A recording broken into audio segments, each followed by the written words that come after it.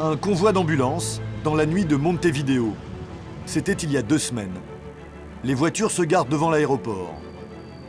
La capitale uruguayenne s'apprête à accueillir 6 anciens détenus de Guantanamo. Ils ont passé 12 ans dans la plus célèbre prison américaine, où la torture est courante. Ils sont conduits directement à l'hôpital. C'est le président uruguayen José Mujica en personne qui leur a offert un statut inédit de réfugié politique. Le lendemain matin, devant les grilles de l'hôpital, leur avocate a le sourire. J'aimerais remercier le président Mujica personnellement, s'il a du temps. Je ne sais pas s'il est disponible, mais mes clients voudraient également le remercier. L'autre chose que je voudrais dire, c'est que mes clients pensent très fort aux dizaines d'innocents qu'ils ont laissés derrière eux à Guantanamo.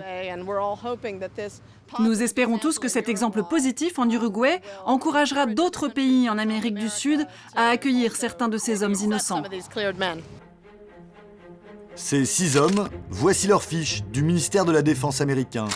4 Syriens, un Tunisien et un Palestinien.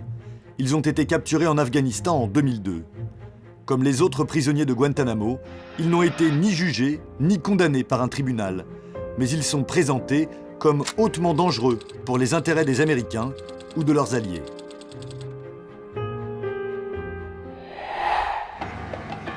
Pas de quoi effrayer José Mujica, le président. C'est un ancien guérillero qui a passé 13 ans en prison pendant la dictature, dont 2 ans au fond d'un puits. Cette femme est venue spécialement de Lima, au Pérou, pour faire une photo avec toi.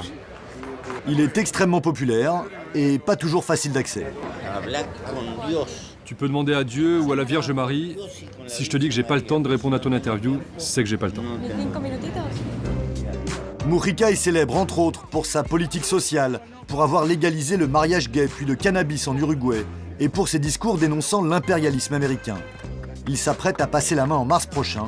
Pour lui, l'accueil des 6 de Guantanamo est un joli bouquet final. La prison de Guantanamo est monstrueuse. C'est un lieu où des hommes sont retenus en otage. C'est une honte pour l'humanité. Parce que les gens là-bas n'ont jamais vu ni un juge, ni un procureur. Ils n'ont jamais eu de procès, de condamnation, ni de peine de prison. Rien. Je ne suis pas fier de les accueillir. Je suis triste. J'ai été prisonnier de longues années. J'ai vécu des choses que les gens ne peuvent pas comprendre. 2 jours après leur arrivée, les anciens prisonniers quittent l'hôpital et sont accueillis dans un appartement du principal syndicat du pays, proche de Mujica. Les 6 hommes ne parlent pas à la presse, consigne des autorités. Mais on les aperçoit au balcon, sourire aux lèvres. Ou en balade dans la capitale. Mujica est un grand homme. Allez, vous êtes jeunes. Luttez, vous allez vous en sortir. Daniel Rodriguez est le seul journaliste à les avoir rencontrés dès leur premier jour à Montevideo. Il a pu récupérer leur première photo d'hommes libres, où ils ne ressemblent pas du tout à leur fiche de prisonniers de Guantanamo. Sur un marché, à table, ou sur la plage, la première fois qu'ils voient la mer depuis 12 ans. Sur le sable, vive la liberté. Un des anciens prisonniers parmi les 6 n'apparaît jamais sur les photos, trop faible physiquement. Il a mené une grève de la faim de plusieurs mois à Guantanamo et a été nourri de force par les militaires américains. Ça, c'est l'avion qui les a emmenés. Et là, ils arrivent à l'hôpital militaire. Ils ont voyagé dans les mêmes conditions qu'à Guantanamo, parce que c'était un avion américain. Ils avaient les mains et les pieds enchaînés. C'était les mêmes conditions que lorsqu'ils étaient détenus. Ils avaient leur tenue orange ? Oui. Et c'est seulement quand ils ont atterri qu'on leur a retiré leurs chaînes. Ils ont embrassé les représentants des autorités uruguayennes. Ils m'ont dit que c'est à ce moment-là qu'ils ont senti pour la première fois qu'ils étaient libres. Mais tout le monde ici n'est pas ému par la toute nouvelle liberté des anciens détenus. D'après un sondage, 62% des Uruguayens étaient hostiles à leur venue. Pas étonnant, dans un pays bien loin de l'Asie centrale et où ne vivent que 300 musulmans environ. Celui qui a le plus critiqué leur accueil est le principal opposant de Mujica, Luis Lacalle, candidat malheureux à la dernière présidentielle. Je l'ai dit clairement quand on me l'a demandé. Je l'ai dit également à l'ambassade américaine. Si j'avais été élu, nous n'aurions pas accueilli ces hommes sur notre sol. Et je te pose une question.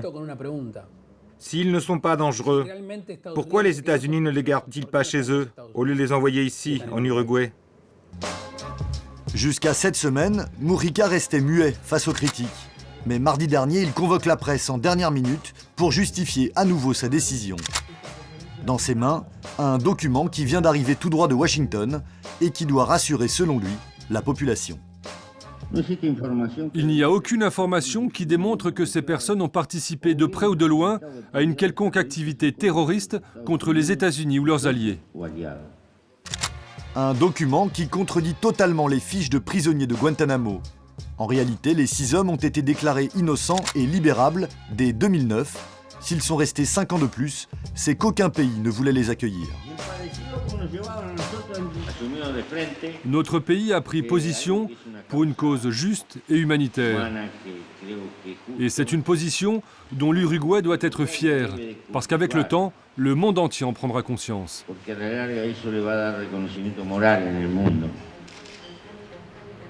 Dernier jour à Montevideo. En passant devant la maison, nous apercevons 2 des anciens détenus. Les hommes à côté d'eux sont des membres du syndicat qui les accueille. On leur a demandé de tenir la presse à distance. Vous pouvez faire des photos, mais vous ne posez pas de questions. Ne filmez pas. Mais eux, après 12 ans de silence, veulent nous dire quelques mots. Ce sont leurs premiers à une caméra depuis leur libération.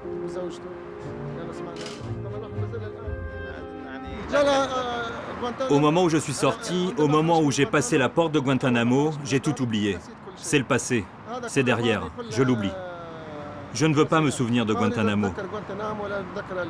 Aujourd'hui, je veux démarrer une nouvelle vie. Et le passé, je l'enterre. Parce que ça n'a aucun intérêt. Moi, je suis resté détenu pendant presque 14 ans à Guantanamo. Je n'ai pas parlé à ma famille pendant presque 14 ans, pas une seule fois, à cause du traitement qu'ils nous ont fait subir là-bas. Mais hier, grâce à Dieu, pour la première fois depuis 14 ans, j'ai pu parler à ma famille. En ce qui me concerne, je suis confiant. Je pense que je vais m'installer ici. Je voudrais pouvoir me marier et construire une nouvelle vie.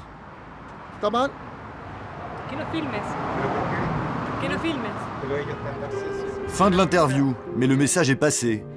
Même s'ils sont désormais libres de leur mouvement, ils semblent vouloir rester en Uruguay. Les autorités leur ont même permis de faire venir leur famille s'ils le désirent.